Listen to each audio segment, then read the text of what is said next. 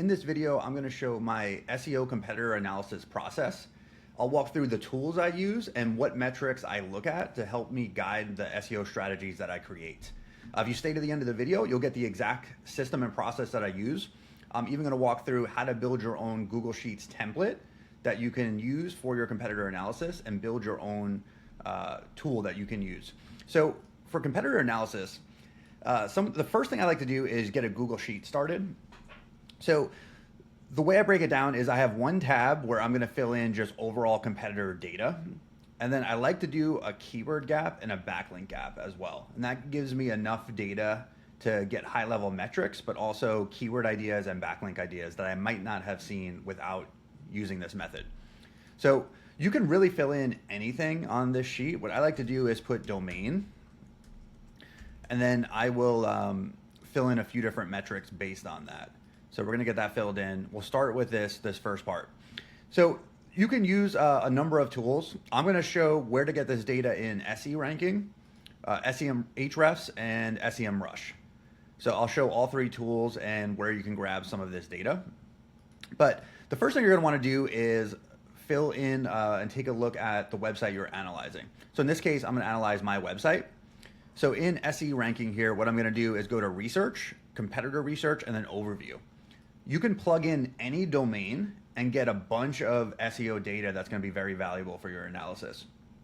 So these tools make it really easy to get this data, not just on your own website, but on competitors as well. Usually the things I wanna fill in on my analysis are gonna be these metrics at the top here. These ones give me a good feel for different things I may need to focus on. So we'll start with this. We'll do domain trust. We'll do organic traffic. So what I'm gonna do, and with no matter what tool you use, you can do a similar thing of building out this sheet. So we're gonna do domain trust. We're gonna do organic traffic. I'll pull in total keywords. Let's do total traffic costs. Get that in, and then let's do referring domains and backlinks. And I'll probably pull in paid traffic data as well. I like to know who's running Google ads in the market. So I'm just gonna put in one metric. I'm just gonna put in paid traffic for paid. You could put in more if you want. But these metrics here give me a good feel for what's happening. I've seen way more in-depth competitor templates and analysis where you could pull in every single metric. I find these are kind of the core ones, like how's your domain authority stack up with competitors? How does your traffic and keyword ranking stack up? How valuable are those keywords? And then what do your backlinks look like compared to competitors? And then who's running paid? I like to trim out the extra rows here just to make this clean.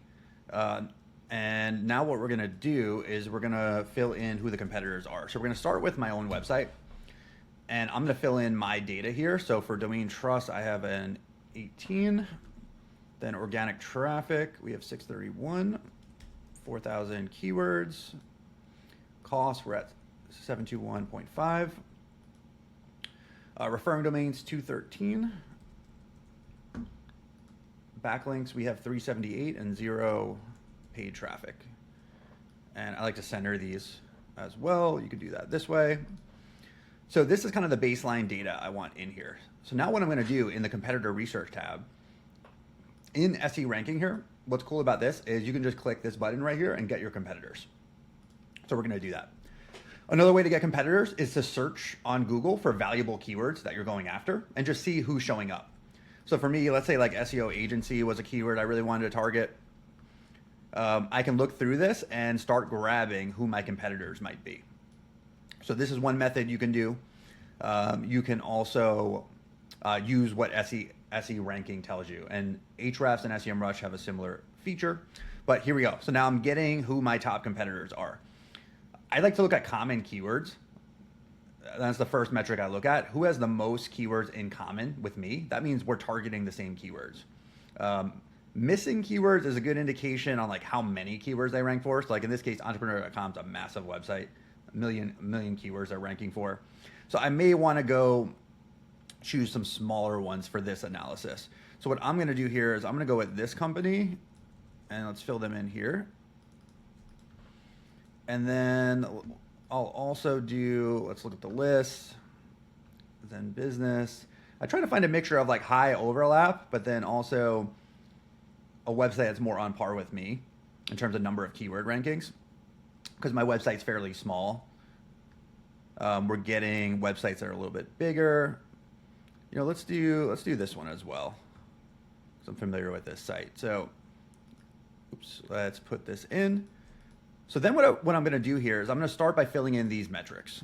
So I'm going to go to Upflip here and plug them in and start to get the metrics I want to fill in the sheet. Now, if I was using Ahrefs, I would go to Site Explorer, put in the domain, and you'll see these metrics at the top. These are probably the metrics I would pull into my analysis. So again, I would have domain authority, I would have backlink data, keyword ranking data, traffic data, and then paid search data. So you can easily do this with Ahrefs. In SEMrush, it's the same thing. You would go to domain overview, put your domain in, and then here's some of the data I'm gonna wanna include in my analysis. So we have authority, we have traffic, we have keywords down here, backlinks, referring domains, and then there's this traffic share metric, and then paid search data. So all three tools, I like to just grab some of this snapshot data. The reason I do this in a Google Sheet is because I can quickly see the comparison. If you're just doing this for yourself and you don't really need to present to a client, you may not need to make the sheet. I find the sheet is helpful though when I'm doing the analysis. So let's get the data for Upflip. So we're gonna put in their domain trust, their organic traffic, I believe I have that, and then keywords. I also like to format the numbers here. So I'm gonna click on this, click number, and then get rid of the decimals, just so the numbers get formatted properly. We're gonna look at cost. Cost, I'm actually gonna change to a dollar amount, and I'm gonna trim the decimal out. Then we have referring domains and backlinks, which are gonna be over here. So 2600 and 9900. Same thing over here. Let's change these to a number. And then paid traffic, I see 0 here as well. So far, none of us are doing paid traffic. Now let's go to this website and we're gonna do the same thing. So I'm gonna get my metrics here. So we have domain trust, 26. Then we have organic, keywords, and traffic cost. And let's look at our backlink data here. So 786 and 3700. And again, 0 paid traffic. So now we have a little bit of a snapshot here. We could right away, we can see right now this website's doing the best on SEO by far. Most organic traffic, most keyword rankings, highest cost, best, at least from a quantity standpoint, best backlink profile.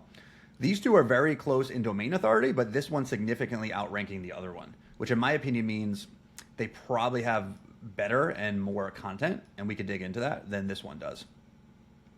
And then we can see my website here is not too far away from this one on keywords. It's actually not too far away from this one on traffic, even though it has lower authority, but it has a ways to go to catch up with this one. Sometimes I'll do formatting like this, where I'll click this and click format, and then go to conditional. And then what we can do here is a color scale. This can help you visualize a little bit better. I like to do this one.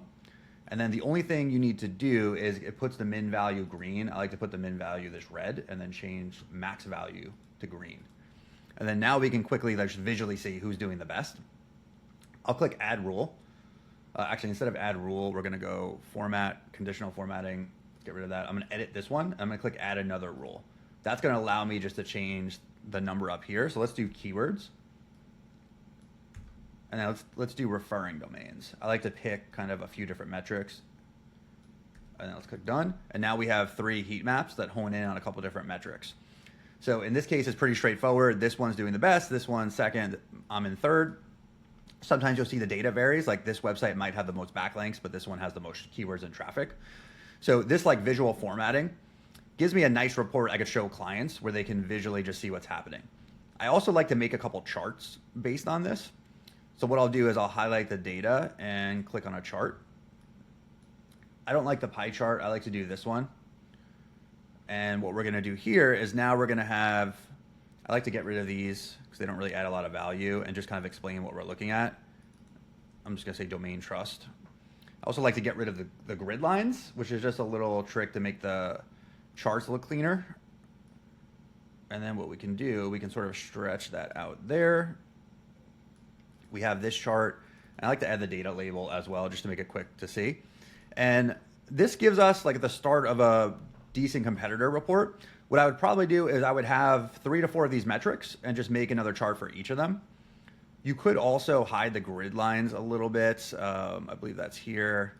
If you want to, like, visually make the report look a little cleaner, if you're sharing this with the client, you could play around with formatting on it. But usually what I'll do is I'll put in maybe 3 or 4 charts. So we have the core data, and then we have a few charts right here that just visualize kind of where each website stands.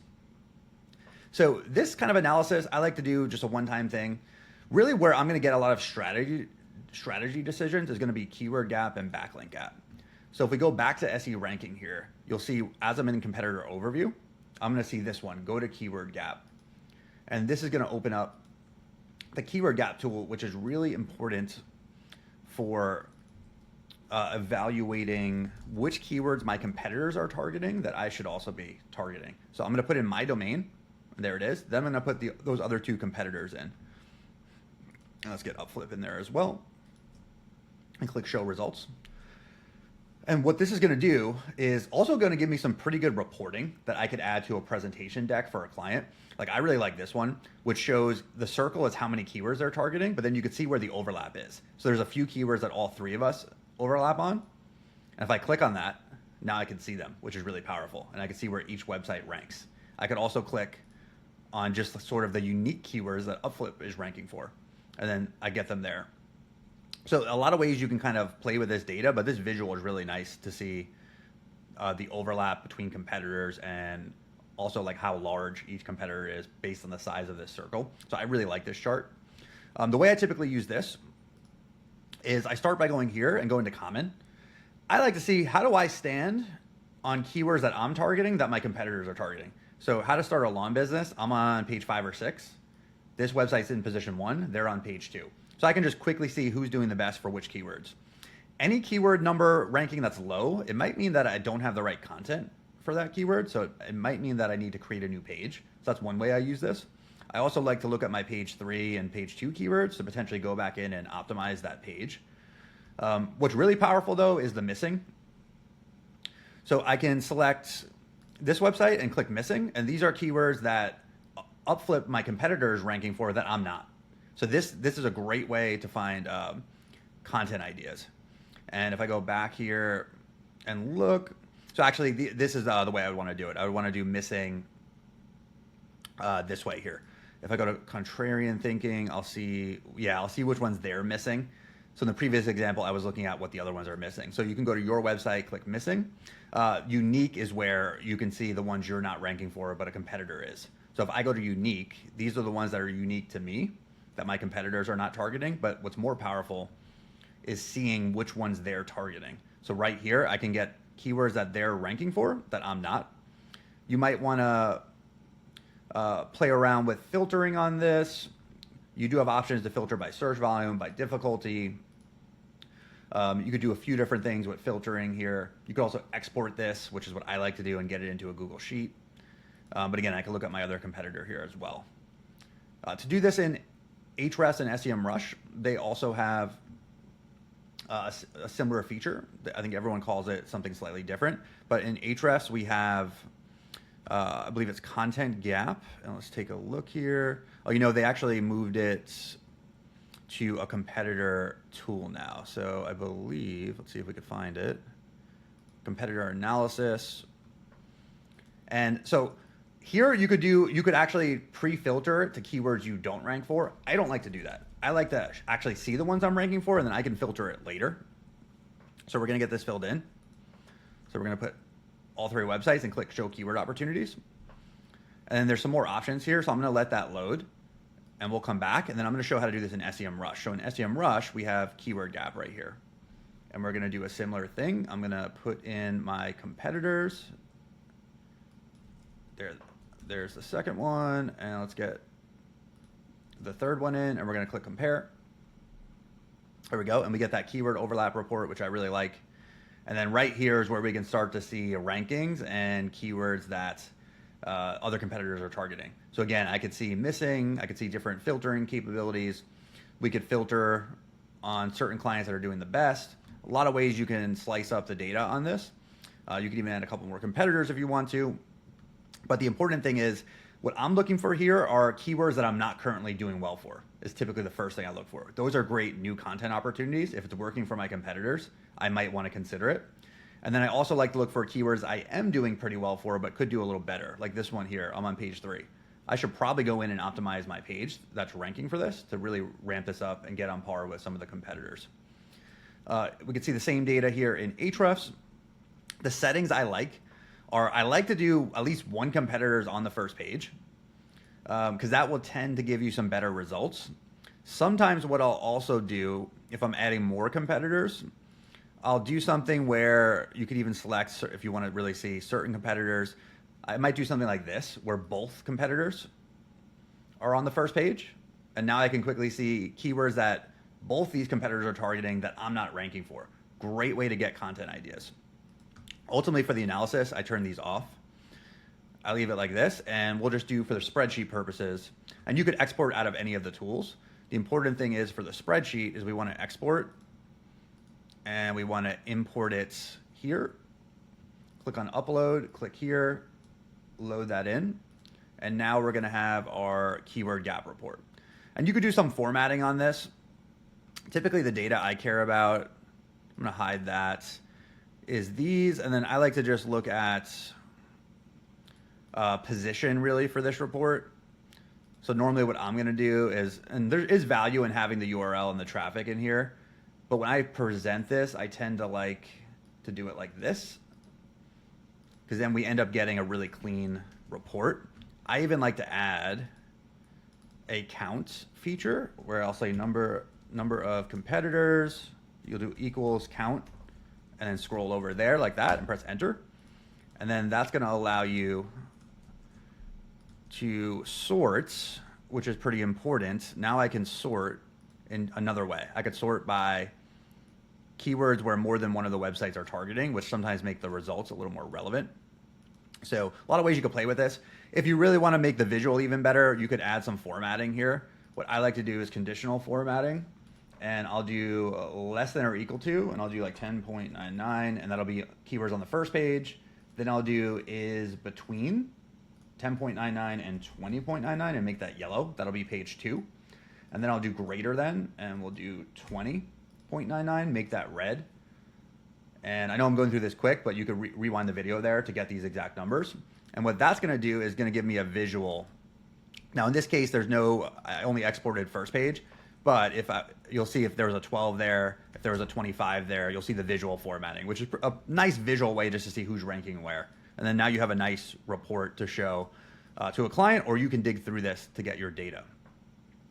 Now, only other thing we're gonna look at here is a backlink gap report. Now, in the backlink section, you can get backlink gap analyzer. You can also do the overview report. If you want to hone in on one competitor and just go through all their backlinks, you can do that here. So if we go to my website, now I can see all my backlinks. Again, I could do one of those competitor websites instead, and let's do that. Just so I can see all their backlinks, and we'll let this run. And then while I'm running that, I'm also going to open the backlink gap analyzer, because that's really what I want for this report. I want to see backlinks that multiple competitors have that I don't have. So now I can get my backlink report. There's a lot of different data. You can see the new backlinks, lost, broken are interesting to look at, because maybe you can reach out to those websites and try to get yourself inserted there. I like to click on the domains, and then here's the exact backlinks this competitor has that I should be looking into. If I go to Backlink Gap Analyzer, the reason I like this tool is this allows me to compare everybody's backlinks that I'm analyzing in addition to my own website. So we're going to do this. We're going to run analysis. So now that the backlink gap has loaded, what we can start to see is the highest domain rating or domain authority sites in order, and then how many backlinks my competitors have. So right away, I can see podcast backlinks. We can see some websites here. Let's scroll down. And you can start to get a feel for And if the number is 0, that means they don't have a link. If the number is 1, they do. You can see this website has 7 links from this one, but it's just a Notion. So you really need to sift through this. That's why I like to export this out and put this into my Google Sheet. So I'm gonna let that export. You could run this same backlink gap in Ahrefs. We just need to click link intersect. And again, we're gonna get this report where again, I can see how many links I have versus how many my competitors have.